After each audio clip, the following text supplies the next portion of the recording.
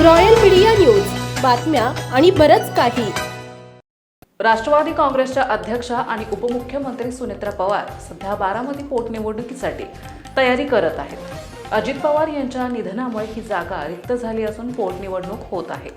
सुनेत्रा पवारांकडून बिनविरोध निवडून येण्यासाठी प्रयत्न सुरू आहेत. मात्र काँग्रेसने त्यांच्या विरोधात उमेदवार दिला आहे. यामुळे निवडणूक बिनविरोध होणार नसल्याचं स्पष्ट झालंय.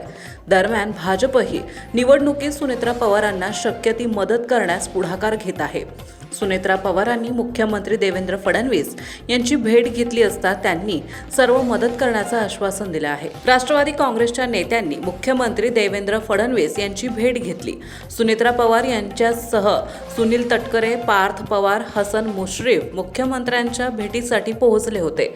तब्बल 1 तास राष्ट्रवादी काँग्रेसच्या नेत्यांनी मुख्यमंत्र्यांसोबत चर्चा केली. या भेटीत बारामती पोटनिवडणुकी संदर्भात चर्चा झाली.